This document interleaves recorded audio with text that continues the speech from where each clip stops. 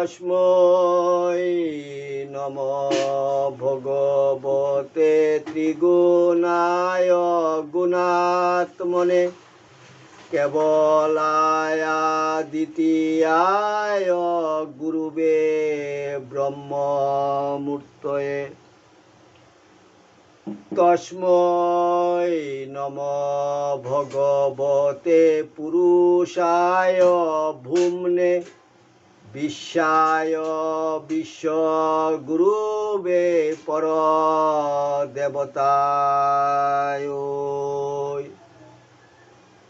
নারায়ণায় ঋষয়ে চ নরোত্তমায় হংসায় সংযত গিরে নিগমেশ্বরায়।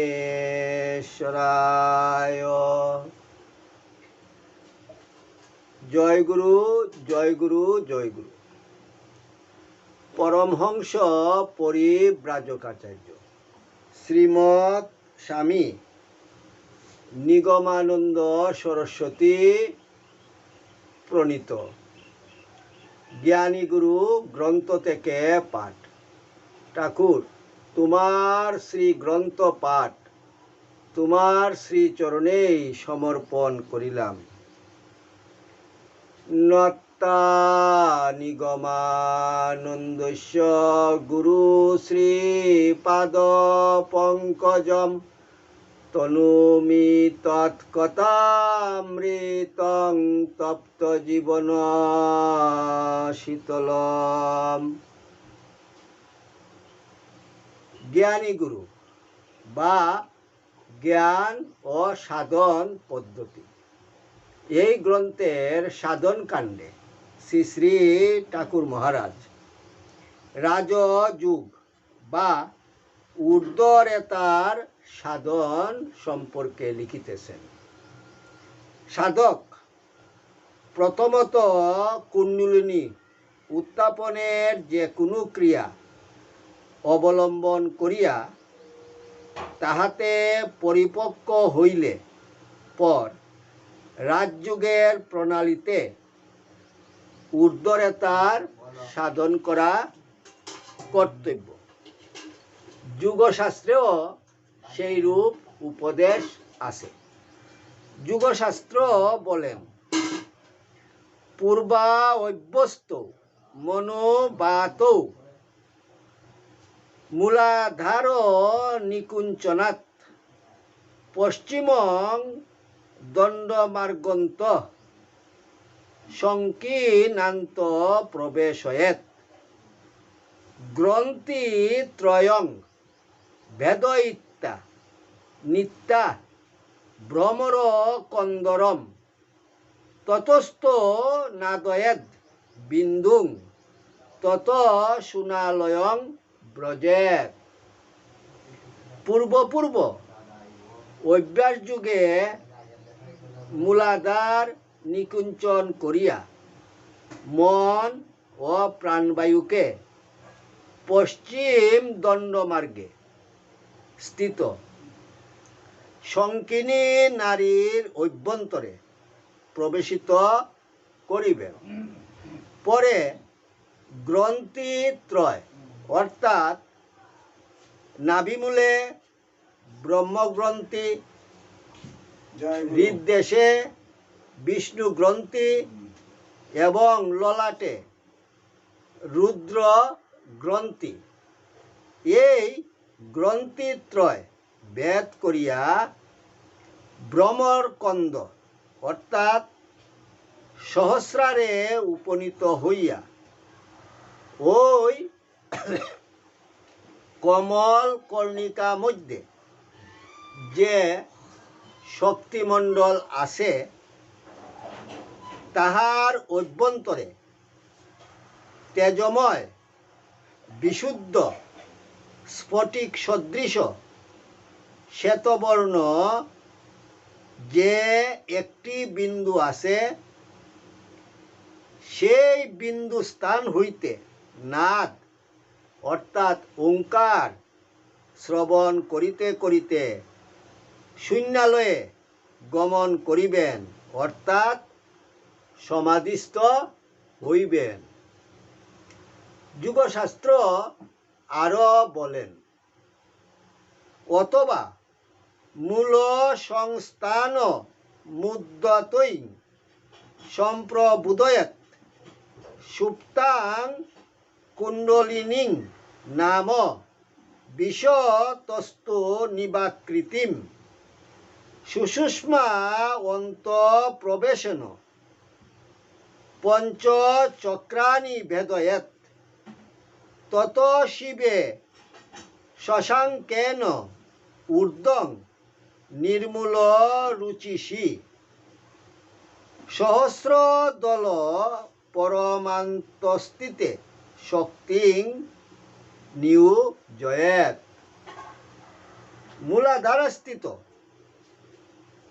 মৃণাল তন্তু সদৃশী অতি সূক্ষ্মাকৃতি প্রসুপ্তা অর্থাৎ নিদ্রিতা কুণ্ডলিনীকে রং বহ্নিবীজ বলে। মূলাধার উত্থিত বহ্নি প্রবোদিত অর্থাৎ জাগরিত করিয়া সুষুষ্মা নালমধ্যে প্রবেশনন্তর পঞ্চচক্র অর্থাৎ স্বাধিষ্ঠান মণিপুর অনাহত বিশুদ্ধ ও আজ্ঞা এই পঞ্চচক্র ভেদ পূর্বক সহস্রদল কমলন্তর্গত শশাঙ্ক সদৃশ নির্মল কান্তি পরমাত্মা পরম শিবের সহিত সংযুক্ত করিবে। বিন্দুরূপী লিঙ্গেশ্বর তন্ত্র বলিতেছেন, বিন্দুরূপী পরম পুরুষের সবিশেষ বৃত্তান্ত শ্রীমৎ স্বামী নিগমানন্দ সরস্বতী পরমহংসদেব বিরচিত যোগীগুরু নামক পুস্তকে লিখিত হইয়াছে। যোগীগণ যুগ বলে এই বিন্দু প্রত্যক্ষ করিয়া থাকেন, ইহাকেই ব্রহ্ম সাক্ষাৎকার বলে। যথা লিঙ্গেশ্বর তন্ত্র বলিতেছেন, সহস্রারে মহাপদ্মে ত্রিকোণ লীলায়ন্তরে বিন্দুরূপে মহেশানী পরমেশ্বর ইরিত। যুগশাস্ত্র বলতেছেন, তত অত তৎ শুধয়া সর্বাং সা বাহ্য অভ্যন্তরাং তনুম প্লাবয়িতা তত যোগী ন কিঞ্চিদপি চিন্তয়েৎ। তত উৎপদ্যতে তস্য সমাধির নিদ্রারঙ্গিনী এবং নিরন্তর অভ্যাসাৎ যুগ সিদ্ধি প্রজায়তে। তৎপরে স্ত্রী পুরুষের ন্যায় শিবশক্তির শৃঙ্গার রস সম্পূর্ণ বিহার হইতে যে সুধাস্করণ হইতেছে, সেই সুধাধারা দ্বারা সর্বাঙ্গ প্লাবিত হইতেছে। এইরূপ ধ্যান নিবিষ্ট হইয়া থাকিবেন। পরে আর কিছুই চিন্তা করিবেন না। তাহা হইলে নিস্তরঙ্গ অর্থাৎ নির্বাত জলাশয়ের ন্যায় নিশ্চলা সমাধি উৎপন্ন হইবে। এইরূপ নিরন্তর অভ্যাস করিলে যুগ সিদ্ধি হইয়া থাকে। মহাযোগী মহেশ্বরের বামদেব নামক উত্তর আনমায়ে অর্থাৎ উত্তর দিকস্থ মুখে এই রাজযুগ উক্ত হইয়াছে। অধিমাত্র নামক সাধক রাজযুগের অধিকারী।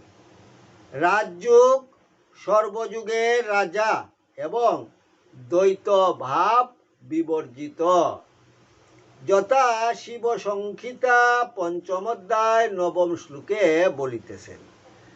চতুর্থ রাজযুগ সাত স দ্বিধাভাব বিবর্জিত।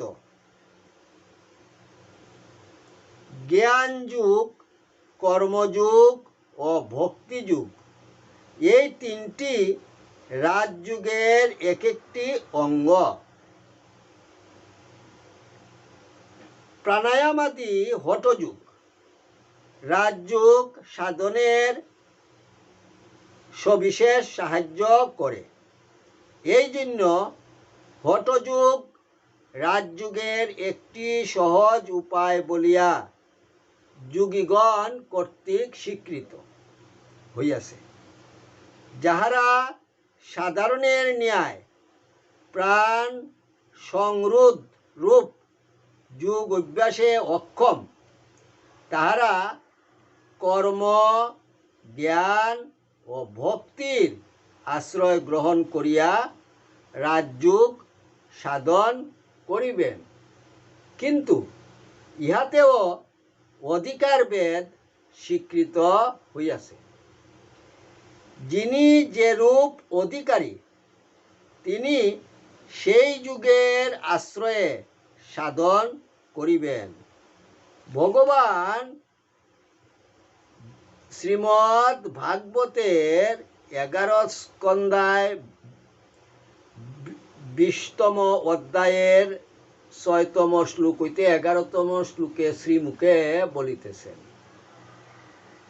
যুগাস্ত্রয় ময়া প্রুক্তা নৃণাং শ্রেয় বিদিৎসয়া জ্ঞানং কর্মচ ভক্তিশ্চ নু উপায়ে হনহস্তি কুত্রচিৎ নির্বিঘ্নানং জ্ঞানযুগ ন্যাসিনামিহ কর্মসু তেষা নির্বিন্ন চিত্তানাং কর্মযুগস্থ কামিনাম যদৃচ্ছয়া মত কথাদৌ জাত শ্রদ্ধশ্চ য পুনাম ন নির্বিঘ্ন নাতিশক্ত ভক্তি যুগহস্য সিদ্ধিদ তাবৎ কর্মাণি কুর্বিত ন নির্বেদ্যেত যাবতা মত কথা শ্রবণাদৌ বা শ্রদ্ধা যাবন্ন জায়তে স্বধর্মস্থ যজন যজ্ঞৈ রণাসি কাম উদ্ভব ন জাতি স্বর্গ নরকৌ যদ অন্যান্য সমচরেত অস্মিন লোকে বর্তমান স্বধর্মস্থ হনগ শুচি জ্ঞানং বিশুদ্ধমাপ্নুতি মদ্ভক্তিং বা যদৃচ্ছয়া। আমি মনুষ্যদিগের মধ্যে শ্রেয় সাধন অর্থাৎ ধর্ম, অর্থ, কাম, মুখ্যরূপ চতুর্বর্গ সাধনজন্য জ্ঞানযুগ, ভক্তিযুগ ও কর্মযুগ, এই 3 প্রকার যুগের বিষয় বলিয়াছি। তদ্ভিন্ন শ্রেয় সাধনের আর কোনো উপায় কুত্রাপি নাই। ওই 3 প্রকার যুগের মধ্যে যাহারা নির্বিন্ন অর্থাৎ দুঃখদায়ক বুধে ধর্ম ও ধর্ম বিষয়ে বিরক্ত, তাহাদের পক্ষে জ্ঞানযোগী সিদ্ধিপ্রদ।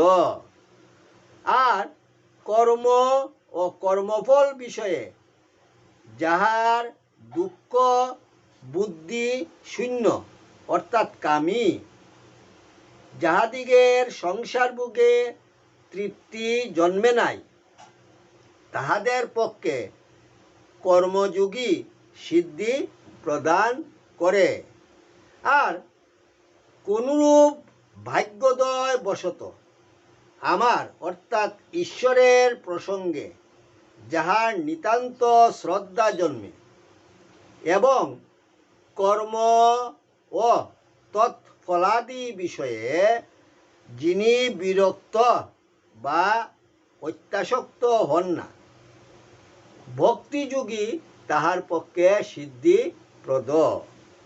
যে পর্যন্ত কর্মাদি বিষয়ে বিরক্তি না জন্মে কিংবা আমার কথা শ্রবণাদি বিষয়ে শ্রদ্ধা উপস্থিত না হয়, সে পর্যন্ত নিত্য নৈমিত্তিকাদি কর্ম করিবেন।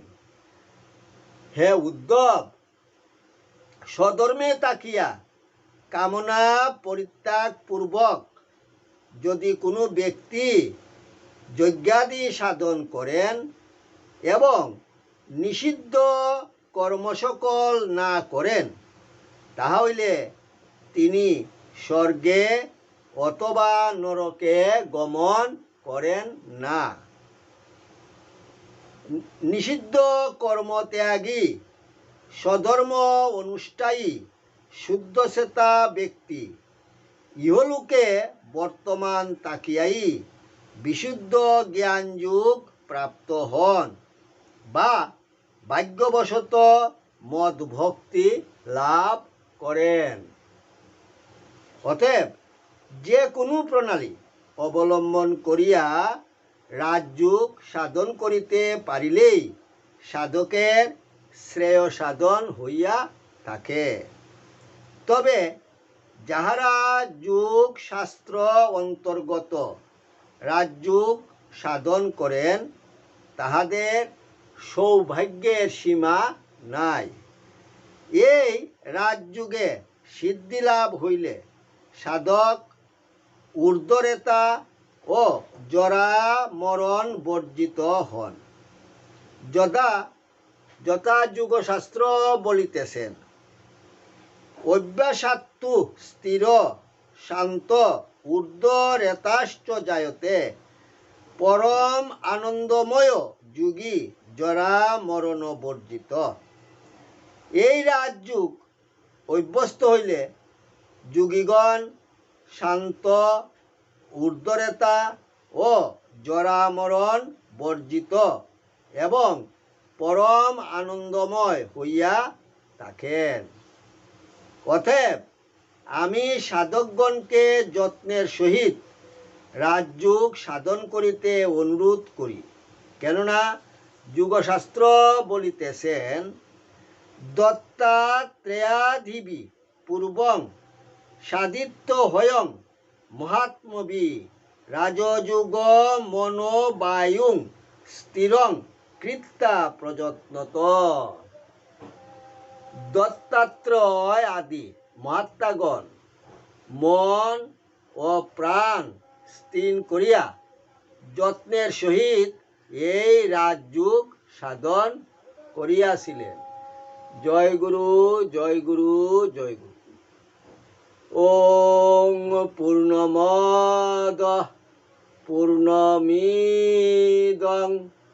পূর্ণাৎ পূর্ণমদচ্যতে পূর্ণস্য পূর্ণমাদায় পূর্ণমেবাবশিষ্যতে।